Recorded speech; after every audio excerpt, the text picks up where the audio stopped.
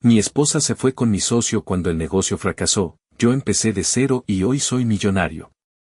Ella vuelve con su abogado para reclamar la mitad de mi nueva empresa. Me llamo Felipe, tengo 44 años y soy carpintero. Pero no un carpintero cualquiera, soy de esos que huelen la madera, que entienden sus vetas, que saben cuando una pieza va a resistir el paso del tiempo y cuando se va a quebrar. Esa habilidad la aprendí de mi abuelo, que tenía un taller en el patio de su casa, y la perfeccioné con años de trabajo, con las manos llenas de astillas y los pulmones llenos de polvo de cedro.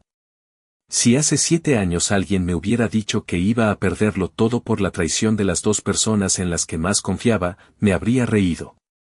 Pero si me hubiera dicho que después de eso iba a construir una empresa líder en el país, probablemente también me habría reído. La vida tiene esas ironías, a veces te rompe para que te reconstruyas más fuerte.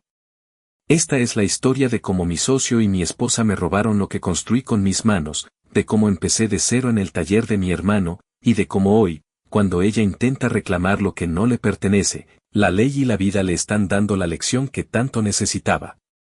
Conocí a Ricardo hace 15 años, en un curso de carpintería industrial. Él era un tipo carismático, de esos que entran a un lugar y ya están organizando todo. Yo era más bien callado, de los que prefieren trabajar con las manos antes que con las palabras. Nos complementábamos. Él tenía la visión, yo la ejecución. Él hablaba con los clientes, yo hacía los muebles. Él pensaba en grande, yo me aseguraba de que lo grande estuviera bien hecho. Decidimos formar una sociedad. Él puso el capital inicial, yo puse mi conocimiento y mis herramientas.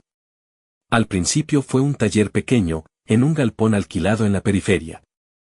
Hacíamos muebles a medida para casas de familia, mesas, sillas, armarios. Yo trabajaba desde las 6 de la mañana hasta que caía la noche, con las manos en la madera, mientras Ricardo salía a buscar clientes y a hacerse de contactos. Con el tiempo, el taller creció. Pasamos de ser 2 a tener 10 empleados.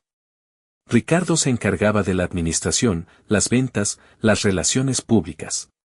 Yo me encargaba de la producción, la calidad, el diseño.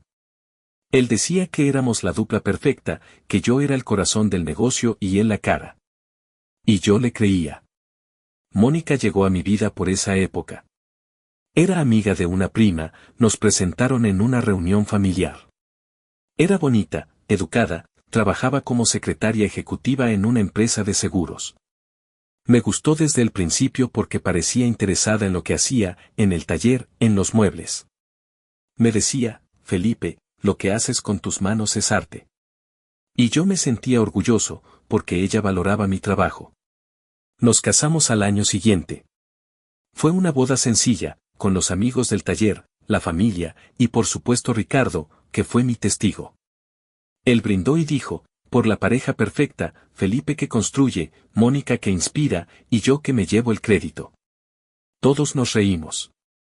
Si hubiera sabido lo que ese chiste escondía. Los primeros años de matrimonio fueron buenos. Mónica se llevaba bien con Ricardo. A veces iba al taller, llevaba café, se quedaba un rato. Yo pensaba que era lindo que tuviera buena relación con mi socio. Pero con el tiempo, empecé a notar cosas que me hicieron ruido. Ricardo empezó a tomar decisiones sin consultarme. Compró maquinaria costosa que no necesitábamos, firmó contratos con clientes que no podíamos cumplir, se endeudó con el banco para ampliar el taller sin tener la demanda suficiente. Yo le reclamaba, Ricardo, esto no es sostenible. Estamos creciendo demasiado rápido. Él me respondía, Felipe, tú eres el artista, déjame a mí la visión estratégica. Hay que arriesgar para ganar. Yo confiaba en él. Era mi socio, mi amigo, el padrino de mi boda, ¿cómo no iba a confiar? Pero la crisis llegó. Llegó como una luz, rápido y destructivo. Una obra grande que habíamos aceptado con plazos imposibles se retrasó por problemas con los proveedores. Los clientes exigieron penalidades. El banco llamó la deuda. Los empleados empezaron a preguntar si íbamos a cerrar. Yo trabajaba 16 horas al día, tratando de sacar los pedidos, mientras Ricardo desaparecía, decía que estaba negociando con inversores. Y mientras yo me desvivía en el taller, Mónica empezó a comportarse raro. Llegaba tarde a casa, se mostraba distante, evasiva. Cuando le preguntaba qué pasaba, me decía que estaba cansada, que mi mal humor por el taller la afectaba. Yo pedía disculpas, le decía que era temporal, que en cuanto la crisis pasara todo volvería a la normalidad. Una noche, después de una jornada agotadora, llegué a casa antes de lo habitual. El departamento estaba vacío, pero en la mesita de luz de Mónica vi su teléfono. Vibraba con un mensaje. No era mi intención mirar, pero la pantalla se encendió y alcancé a leer: él no sospecha nada. En una semana más, lo sacamos. Todo va a estar bien, amor. Nos vemos mañana. El mensaje era de Ricardo. Sentí que el piso se abría bajo mis pies. Me quedé mirando la pantalla, sin poder reaccionar. Las piernas no me sostenían. Me senté en la cama, con el teléfono en la mano, leyendo una y otra vez esas palabras. Él no sospecha nada. Lo sacamos. Amor. En ese momento entendí todo. Las horas extra de Mónica, las reuniones de Ricardo que no necesitaban mi presencia, las miradas cómplices que yo había ignorado, los chistes sobre ser la dupla perfecta. Todo encajaba como un engranaje que llevaba años girando en mi contra. Cuando Mónica llegó, la enfrenté. No hubo gritos, no hubo histeria. Solo le mostré el teléfono y le pregunté: ¿desde cuándo? Su cara cambió. Por un instante vi culpa, pero fue reemplazada rápidamente por una frialdad que no le conocía. Hace un año, Felipe. No fue planeado, pasó. Pero ahora hemos decidido seguir adelante juntos. Y el taller también va a ser nuestro. Ricardo dice que sin él no tienes clientes y sin ti él puede conseguir otro carpintero. Ya no hablamos con el contador. Si te opones, la deuda del banco te va a hundir. Es mejor que aceptes la compra de tu parte por lo mínimo y te vayas. Cada palabra era un martillazo en mi pecho. Mi esposa, mi socio, mi amigo. Me estaban robando todo. ¿Y tú? ¿Qué ganas con esto? Estabilidad, dijo, sin inmutarse. Ricardo me puede dar lo que tú nunca pudiste: proyección, contactos, un futuro. Tú eres un artesano, Felipe. Te vas a quedar en un taller toda la vida. Yo quiero más. Al día siguiente, fui al taller. Ricardo ya estaba ahí, con un abogado y papeles para firmar. Me ofrecieron una miseria por mi parte de la sociedad. Si no firmaba, me iban a ejecutar la deuda que él mismo había generado. Tenía las manos atadas. Felipe, dijo Ricardo, con esa sonrisa que antes me parecía amistosa y ahora me parecía repugnante, esto es un negocio. No te lo tomes personal. Tú haces bien los muebles, pero los negocios no son lo tuyo. Toma este dinero, empieza de nuevo, y deja que los que entendemos sigamos adelante. Firmé. Firmé con las manos temblando, con el estómago revuelto, con la rabia contenida. Cuando salí del taller que había construido con mi esfuerzo, me senté en la camioneta y lloré. Lloré como no lloraba desde niño. Mónica se fue con Ricardo. Se mudó a un departamento mejor, empezó a publicar fotos en redes sociales mostrando la nueva vida: cenas en restaurantes caros, viajes a la playa, bolsos de marca. Ricardo, por su parte, se jactaba de haber reestructurado el taller, de haberlo modernizado. Pero yo sabía que lo que él llamaba modernización era contratar mano de obra barata y bajar la calidad que tanto me costó construir. Yo me quedé con nada. Mis ahorros se fueron en pagar abogados para no quedar embargado por las deudas que Ricardo había dejado a mi nombre. Terminé viviendo en una habitación prestada en la casa de mi hermano, Rodrigo. Rodrigo es carpintero también, pero trabaja la madera de forma más rústica, haciendo puertas y ventanas para casas de campo. Cuando llegué a su casa, con una bolsa de ropa y las manos vacías, no me preguntó qué había pasado. Solo me dijo: aquí tienes un rincón en mi taller. Empieza de nuevo. No te apures, no te rindas. Esa noche, mientras Rodrigo dormía, me quedé en el taller. Era pequeño, desordenado, con olor a acerrín y barniz. Pero era un taller. Tenía una sierra de cinta vieja, un cepillo manual, algunas herramientas. Me senté en el banco de trabajo, toqué la madera, y sentí algo que no había sentido en meses: calma. Este era mi lugar. Esto era lo mío. Lo demás, las traiciones, el dinero, las apariencias, eran ruido. Empecé de cero. No tenía clientes, no tenía contactos, no tenía reputación. Ricardo se había quedado con todo eso. Pero tenía mis manos, mi conocimiento, y una determinación que no sabía que existía en mí. Los primeros meses fueron durísimos. Trabajaba en el taller de Rodrigo durante el día, y por las noches hacía muebles pequeños para vender en ferias, tablas de picar, bandejas, sillas sencillas. Las vendía baratas, apenas para cubrir materiales, pero poco a poco la gente empezó a reconocer la calidad. Un día, un cliente que había comprado una mesa en la feria me preguntó si podía hacerle un mueble a medida. Era una pieza complicada, con un diseño moderno que combinaba madera y metal. Acepté.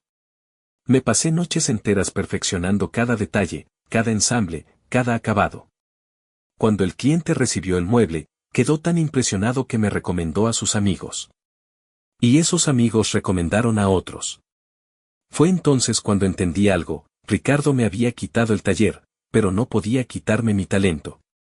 No podía quitarme mi mirada para la madera, mi paciencia para los detalles, mi obsesión por la calidad. Y en un mundo donde los muebles de producción masiva se desarmaban al año, lo que yo hacía con mis manos tenía un valor que nadie podía copiar. Empecé a especializarme en muebles de diseño. No me interesaba competir con las fábricas que producían en serie. Mi nicho era otro: piezas únicas, hechas a mano, con maderas nobles, con un acabado que duraba generaciones. Me asocié con un diseñador joven que conocí en una exposición, y juntos empezamos a crear colecciones que combinaban tradición y modernidad. En 2 años, el pequeño taller en casa de mi hermano se quedó pequeño. Alquilé un galpón en la zona industrial, contraté a mis primeros empleados, compré maquinaria nueva. Pero nunca perdí el contacto con la madera. Cada pieza que salía de mi taller tenía mi supervisión, mi estándar, mi firma. En 4 años, ya teníamos 20 empleados. En 5, la empresa Felipe Muebles de Diseño era reconocida en el sector. Recibí premios, aparecí en revistas de decoración, me llamaron para hacer muebles a medida para hoteles boutique y restaurantes de alta gama. En 6 años, éramos líderes en el país. Teníamos una sede central, una planta de producción, una tienda insignia en el barrio más exclusivo de la ciudad, y estábamos empezando a exportar. Rodrigo seguía conmigo. Era mi socio ahora, el único socio que había demostrado estar cuando yo no tenía nada. Él se encargaba de la parte operativa, yo del diseño y la estrategia. Nunca discutíamos, nunca nos traicionábamos. Porque cuando uno ha perdido todo, aprende a valorar a los que se quedan. Mientras yo crecía, el imperio de Ricardo se desmoronaba. Sin mi control de calidad, los muebles que producía su taller empezaron a ser rechazados. Los clientes se quejaban, los contratos se rompían. Él intentó compensar bajando precios, pero eso solo empeoró las cosas. La reputación que tanto me costó construir se fue al suelo en menos de 1 año. Y Mónica. Mónica también pagó las consecuencias. Ricardo la dejó por otra mujer cuando el negocio empezó a caer. Se fue con una clienta más joven, con más contactos, dejándola con deudas y sin nada. Mónica tuvo que volver a trabajar como secretaria, pero esta vez en un empleo precario, mal pagado, con jefes que la trataban mal.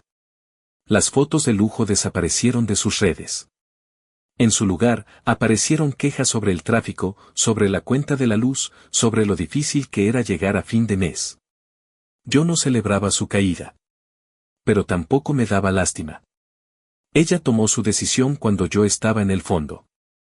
Ahora yo estaba en la cima, y ella no tenía nada que ver con eso. Un día, recibí una notificación del tribunal. Mónica había contratado a un abogado para pedir la recomposición patrimonial. Su argumento era que ella me había apoyado en los inicios de mi carrera, que había sido parte fundamental en la construcción de mi patrimonio, y que por lo tanto tenía derecho a una parte de mi fortuna actual. Pedía nada menos que el 30% de mi empresa. Cuando leí el escrito, sentí que la sangre me hervía. No por el dinero, sino por la hipocresía. Ella, que me abandonó cuando no tenía nada, que se fue con el hombre que me robó, que no puso un solo clavo ni una sola hora en lo que yo había construido después, pretendía ahora llevarse una parte. Pero yo no era el mismo Felipe que había firmado esos papeles con las manos temblando. Ahora tenía recursos, tenía asesoría legal, y sobre todo, tenía pruebas. Mi abogado, el mejor que pude contratar, armó una defensa impecable. Demostró que Mónica me había abandonado antes de que yo empezara mi nuevo emprendimiento. Demostró que la empresa Felipe Muebles de Diseño se constituyó después del divorcio, sin ningún aporte de su parte. Demostró que mi hermano Rodrigo fue el único socio en esa etapa inicial, y que todo el crecimiento se dio con recursos propios, sin ningún capital ni apoyo de ella. Presentó los mensajes de Ricardo que yo había guardado, los testimonios de mis empleados, los registros contables. Todo estaba documentado. Mónica no tenía ningún derecho, ningún argumento, ninguna posibilidad. El día de la audiencia, la vi en el tribunal. Estaba irreconocible. Había envejecido 10 años en 6. Tenía ojeras profundas, el pelo sin brillo, las manos nerviosas. Vestía un traje barato que no le quedaba bien. Me miró con una mezcla de esperanza y desesperación que me dio un poco de lástima. Pero solo un poco. El juez falló a mi favor. En su sentencia, dejó claro que no existía ningún vínculo entre la empresa actual y el matrimonio disuelto, y que la pretensión de Mónica carecía de todo fundamento legal. Ella no tenía derecho a nada. Cuando salí del tribunal, ella me esperaba en la puerta. Se acercó con pasos titubeantes. Felipe, por favor. No te imaginas cómo he estado. Las deudas, el trabajo, la soledad. Me equivoqué. Me equivoqué tan profundamente. Lo de Ricardo fue un error, una locura. Yo siempre te amé a ti. Solo que, no supe verlo en ese momento. Me quedé mirándola. El viento movía las hojas de los árboles. Afuera del tribunal, la vida seguía su curso, indiferente al drama que se había desarrollado adentro. Mónica, tú elegiste al socio que me robó y te fuiste con él. Me dejaste cuando no tenía nada, cuando apenas podía pagar la habitación donde dormía. No estuviste en las noches que pasé en el taller de mi hermano, con las manos llenas de ampollas. No estuviste cuando no había dinero para comprar madera. No estuviste cuando mi primer cliente me dijo que la mesa estaba perfecta y lloré de emoción. Ella bajó la mirada. Las lágrimas empezaron a rodar. Lo que tengo hoy lo construí con mis manos, con mi hermano, con la gente que creyó en mí cuando yo no era nadie. Tú no tuviste parte en eso. Y no voy a permitir que ahora, después de todo, quieras llevarte lo que no te pertenece. Mi vida sigue sin ti, Mónica. Y te recomiendo que hagas lo mismo. Di media vuelta y caminé hacia mi camioneta. Escuché que dijo algo más, pero el viento se llevó sus palabras. No miré atrás. Esa noche, fui a cenar a casa de Rodrigo. Estaban él, su esposa, mis sobrinos. Mi madre también había venido, con su mejor vestido, orgullosa de su hijo. Nos sentamos alrededor de la mesa que yo había hecho con mis propias manos, una pieza de roble macizo que se había convertido en el centro de todas nuestras reuniones familiares. Rodrigo levantó su copa y dijo, por los que se quedan. Por los que construyen. Por los que no se rinden. Brindamos. Y mientras el vino bajaba por mi garganta, sentí una paz que no había sentido en años. No era venganza, no era odio. Era la certeza de que, después de todo, había elegido bien. Había elegido rodearme de quienes me sostuvieron, había elegido reconstruirme con dignidad, había elegido no convertirme en una persona amarga a pesar de todo. Hoy, la empresa sigue creciendo. Tenemos más de 60 empleados, exportamos a 3 países, y acabamos de abrir una segunda tienda en la capital. Pero lo que más me enorgullece no son los números. Es saber que cada mueble que sale de mi taller lleva mi firma, mi calidad, mi historia. Es saber que mis empleados tienen salarios justos, que pueden enfermarse sin miedo a que los echen, que tienen un jefe que sabe lo que es perderlo todo y empezar de nuevo. Mónica, según supe, sigue trabajando en esa oficina, con sus deudas, con su soledad. A veces me llegan mensajes de números desconocidos, pero los bloqueo sin leer. No hay nada que decir. No hay nada que cerrar. El pasado se cerró solo cuando ella decidió irse. Aprendí algo en todo esto: la madera buena no se quiebra, se dobla. Y cuando deja de doblarse, vuelve a su forma original con más fuerza que antes. Así fui yo. Me doblaron, me quebraron, intentaron romperme. Pero aquí estoy, más entero que nunca, con las manos en la madera, haciendo que cada pieza cuente. Porque al final, lo único que realmente nos pertenece es lo que construimos con nuestras propias manos, con nuestra propia dignidad, con nuestra propia verdad. Y eso, nadie, absolutamente nadie, puede quitártelo.